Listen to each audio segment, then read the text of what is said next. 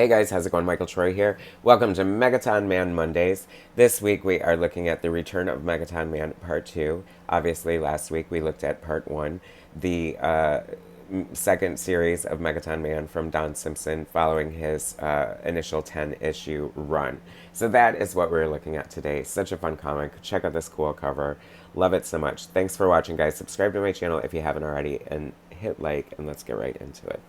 All right, so Don SIMPSON, one of the most prolifically underrated comic creators. I had been aware of Megaton Man in the past through various things, but didn't have a ton of access to like indie comics or never really saw it out in the wild. I know I would have bought it had I seen it on the shelf. So just renewed interest, whatever. The impending release of the Megaton Man Omnibus this year from Don SIMPSON has me all excited and wanting to hype Megaton Man. It is truly one of the best undiscovered, I don't know, I shouldn't say undiscovered. I mean, people are aware of it, but I feel like it should be so much more well known than it is. It is so great. The art is terrific. The satire is amazing, and the humor is just keeping me laughing all the time.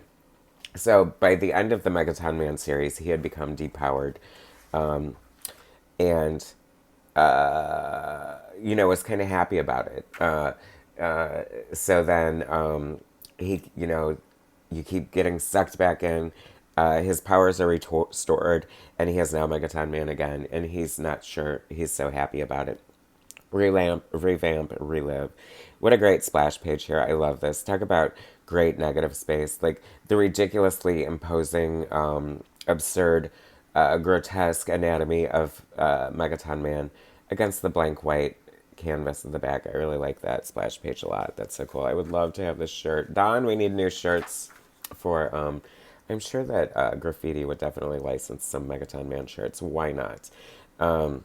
Get on that as your spiritual, what do you call it? I don't know, manager, spiritual manager. Anyway, look at this great silhouette. Everyone knows I love a good silhouette, and that is a gorgeous one. I'm so mystified because it's like, okay, so Kitchen Sink is doing this. Like, why is this back? I mean, if Megaton Man was canceled because of bad sales, why, like, not too long later, like, come out with a new miniseries? I don't know. And then it would become Bizarre Heroes, and I don't know, there's a lot to unpack. There's a very, like, it's kind of like a puzzle putting together the publication history. It's like, I feel like I'm on the right path. It's like Megaton Man, then the return of Megaton Man, and then I think we go into Bizarre Heroes. There's like other books involved, but hey, we're going to discover them together. Now, this is fun. So they're trying to so Megaton Man goes to, like, and this is what I'm talking about, the satire that keeps going. So Megaton Man is an analog for Superman in a lot of ways. And so he has, he works for the Manhattan Project, which is like the Daily Planet. And, obviously he sort of looks similar to Superman or that type of thing. So he has, instead of the Fortress of Solitude, Megaton Mountain, My Secret Fortitude of Solemnness. I just love it. Like, it's just so funny. Like, things like that are just, like, all over the place. And I love that this random janitor, Philip Jose, is the gatekeeper of the Fortitude of Solemnness. It's hysterical. And come to find out, Megaton Man's grandfather was Doc Megaton Man, like one of the first Megaton Man, but like somebody's from space. I don't know. Like, I feel like we're getting bits and pieces of origin thrown in here and there, but a lot of it's random and a lot of it's sort of, I don't know, done for a joke. I don't know. Not sure. But anyway, loving it nonetheless. Obviously, this is, Don SIMPSON is, I almost called him Don King, but Don SIMPSON is the send-up king, is what I was going to say. And, so it's like we have this Doc Savage riff, which, like, is totally amazing. I mean, don't you want to see a Don SIMPSON Doc Savage now? Like, how great is that? Like, it just, like, immediately flows into sort of, like, a different era of comic book style and storytelling. But I also love that, like, things are kind of convoluted, and his sidekicks, which is hysterical, because, I mean, I'm going to read this caption because this is like an example of the humor of Don SIMPSON. And who can forget the 5 fabulous sidekicks, the quintessential quintet? I can only remember 2 of them, Percy Hollybrooks, the Learning Annex's most brilliant lawyer, and Gorilla Gamble, who used to do something or other, and well, I forget the other three. Hilarious. And then it's revealed actually, Percy was a self loathing closet gay, while Gorilla was really an ugly woman. Hilarious, right? So good. Like, wait till I turn the page, you're gonna die. Like, that's what I'm saying. Like, you're getting sort of cartoon strip, comic strip, like very straightforward storytelling with a bunch of, satire, humor, like hysterical humor. And then you get beautiful art like this. Like, I just, like, conceptually, this is just so amazing. I love the perspective. There's, like, Don letters this. It looks fantastic. I love Don's lettering. This just seems super imaginative. It's like the Megaton family tree. And it's, when I look at pages like this, I always think to myself, gosh, you wrote this yourself. You're pretty much the editor. Like, why torture yourself? And it just makes me think that somebody like Don Simpson, just who is so talented, might just actually love drawing, as most artists do, right? Another gorgeous silhouette. And then another revelation, because I have a stunning grasp of the obvious. It's like sort of hinted at, I think, in the next issue. I did skip ahead. I couldn't wait. That Megaton Man, the blue and yellow, is like Michigan. But I had to have had noticed that before, especially since I'm from Ohio. But anyway, and this, like, like, this is what I love too, Don's commitment to, like, the joke and the satire. And this is how I feel it works. And this is, like, where, I guess the Harvey Kurtzmans and the great, like, Mad Magazine artists and stuff like that, sort of, like, succeed, is because you have this gorgeously drawn. I mean, obviously this took some effort and planning, and it looks absolutely beautiful. But at the same time, it's clearly a hairdryer, so it's like gorgeous but cracking you up at the same time. I love it. So they're sucking in. They're gonna redesign him. They rip off his clothes, and I guess this is as close as we've gotten so far to seeing Megaton Man and they all together. And bring on that X-rated comic book, Don. You know you want to. Anyway, so they designed this freaking Elvis costume for him, and it looks freaking amazing. I love it. It's hysterical. It's fantastic. I share a birthday with Elvis Presley, so I love Elvis, and I was just very happy to see this.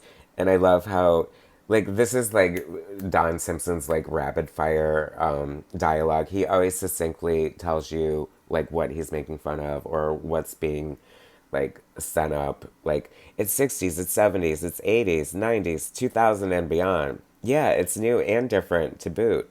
Like, it's just so, like, that's so, like, typical, buzzwords or hyperbole, and I love it. And then he's like, "Yeah, no, I can't be Elvis." But he is for a little bit, and this is like, so I guess, he's trying to find out who turned him back into Megaton Man, and it's like he finds out this comic book company owns his copyright, and he wants to know, like, why, and I don't know. These are different, like, comics of him, and look at all these gorgeous silhouettes. I mean, these are freaking, arguably silhouettes take less time, and it's a time-saving device, but I mean, you still have to get the detail in there, and if it looks good, if it's unrecognizable, it's a failure as a silhouette. So these are like the New Mutants, and this is like Wolverine, and it's so freaking hysterical. And where are they? Let's see. They are in, let's see. I don't know. They're in a training room that is like the gymnasium of certain death. Hilarious. Like the parody of the Danger Room, the gymnasium of certain death. Hysterical, right? Because I always thought the Danger Room was such a bad idea. I mean, clearly everybody's going to die in there. A Megaton Man family. So I guess they're finding like an angle for his comic book. And this is the one I want to read the most right here. Like, because it has the Golden Age Megaton Man, like the fat, dumpy one. Stella Starlight and baby Megaton Man. I guess she can fly now. I don't know. Merchandising bonanza. Beautiful, right? Love it. This Arnold Schwarzenegger ripoff is what do they even, Schwarzenegger Vitch. That's such a stretch, right? And usually they're a little more punny than that, but putting a Vitch on the end of it is kind of just hysterical. On the end of this ridiculously long, unpronounceable name to begin with. Hysterical. I love that this character is always smoking too. And then Megaton Man, and the other running joke that's hysterical is he like announces that he can't hide a secret anymore to his three roommates that he is Megaton Man and Pamela jointly the Lois Lane. I would love to have seen Lois Lane react. Like this would be so the best if this was Superman telling, you know, like Lois Lane, Jimmy Olsen, and Lana. I don't know whoever doesn't know that he's Superman. And her reaction, who would have guessed? I don't know why, it's just so freaking funny. And then he reads, because they're making they own his copyright, so they're making comics, and that's why they need to keep him alive, by the way. And then he reads in the comic, as Trent Flug, Megaton Man, lives with three women who pretend they don't know his secret identity. Hilarious. I love it so much. Like, this is the gift that keeps on giving. I know I've been saying it for, I think, 14 weeks now, but could be 15. I'm going to keep going as long as I don't run out of Megaton Man shit to cover. Or something. I don't know. Whatever. And then Yarn Man is being held captive as a concubine for the future Miss Megaton. Crazy, right? But he's kind of into it. So then Megaton Man goes to the Gamble Entertainment Corporation, and we see so many things here. I know that there's like a lot going on here that I don't know about, because I mean, he's like, it's my babe, or like he's attacking the people making the book, saying like, you're getting too personal, which is so funny because I mean, look at Fame now, like under a new lens, and this is why we're so ripe for like new Megaton Man stories, because I think the themes can be held up against a different mirror now, and to hilarious results and effects. But he's like, hey, I'm just the letterer, I have nothing to do with the stories. So it's kind of like meta in a way, because it's like sort of telling, like, and it's like, he's like, what does he say? A whole factory full of people, yet no single person will take responsibility for exploiting me. I don't know, certain lines like that I just feel are telling sometimes. And this is like and notice that all the people he's talking to are blonde, so I feel like they're avatars of Don Simpson, but as different type of people. Like, hey man, I'm the inker, want to smoke a joint and look at my Victor Masako swipe file.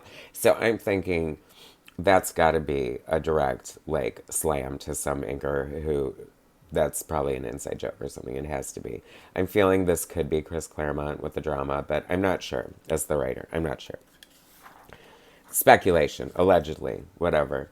Heaven can wait, Megaton Man, and hysterical. His bad guy that he thought was dead is back to life. You mean, you know, comic book tropes alive and well, running through the fabulous Megaton Man. But anyway, so only one more issue left of this fabulous Return of Megaton Man miniseries. I am enjoying the hell out of this. It's kind of crazy. Once again, I feel like the better route would have been just to keep going with Megaton Man from issue 1.